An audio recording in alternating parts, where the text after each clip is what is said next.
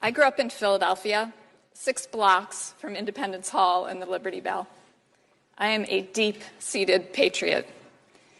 So it was devastating to learn from my grandmother at age 28 that our ancestors had been slave traders, and to discover that the DeWolfs were, in fact, the largest slave trading family in United States history, bringing over 12,000 Africans to the Americas in chains. That these were my Rhode Island ancestors, and that Rhode Island turns out to be the state that sent more ships to Africa than any other, required me to reorganize my brain.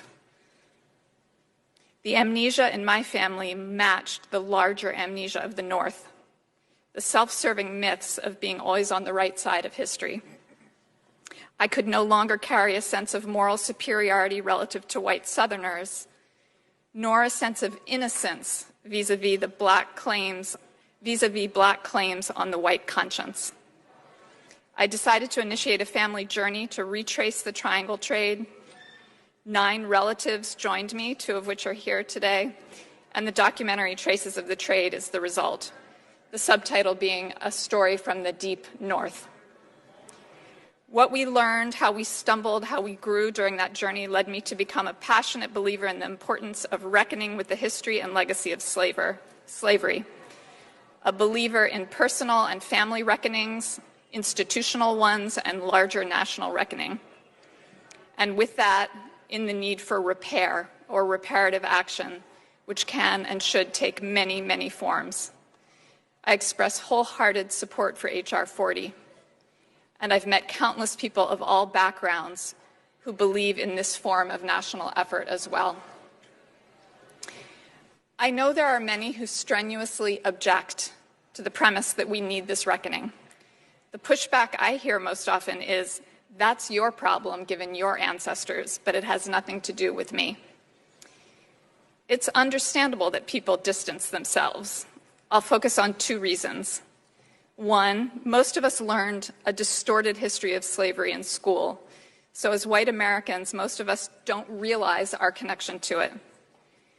2nd, there's a natural instinct to avoid that which can bring feelings of shame about our people, about the country that we love. To address the first issue, here's a quick rundown of historical facts I had not been taught.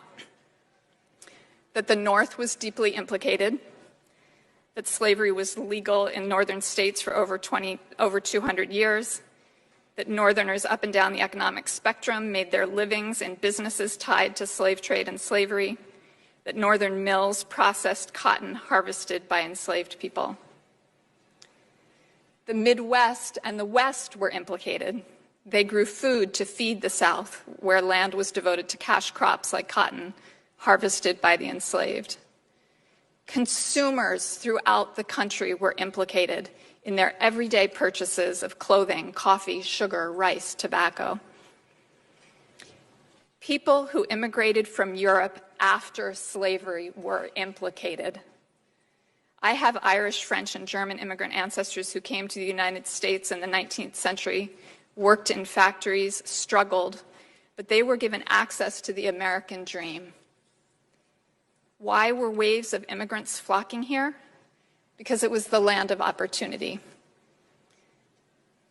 Why was the economy booming? Why were there jobs? Because it had been built largely on unpaid labor. Once here, European immigrants got to systematically leapfrog over black families with devastating consequences up to the present day. So slavery built the nation. It turning us into an economic powerhouse, due mostly to, I must say, good folk who participated in mundane ways and looked the other way. Now for the second big reason for pushback against this bill, the emotions that it stirs up. And I'd speak directly to my fellow white Americans on this. First, fear not. Though it's counterintuitive, I've seen over and over again the liberating power of facing this painful past. Second, white people tend to imagine that black people are angry at us. But in my experience, black Americans don't blame us for the deeds of bygone ancestors, but are rightfully angry that we don't just drop the defensiveness or the self-absorbed guilt and sign up to work with them, shoulder to shoulder, to tackle the legacies that are still with us. Third, when we let go of defensiveness or guilt, we can get to a healthy and shared grief, which opens the door to sober, sacred, respectful, creative, collective conversation about how to make things right. There are scores of organizations that are already able to attest to this, the power of this work. They know, I know, that the process that a commission would help the country embark upon could be a transformative, positive, and life-giving thing for the country as a whole, a beautiful thing. It is good for the soul of a person, a people, and of a nation to set things right. Thank you. What hasn't been mentioned today is the fact that race is a fiction. So slavery, the very concept of race and of one race being superior to another was invented to justify slavery. And it was also deployed in order to have white working class, like indentured servants back in Virginia in the colonial era, identify with this notion of whiteness and with wealthier whites rather than identify with enslaved Africans and Native people with whom they had common cause.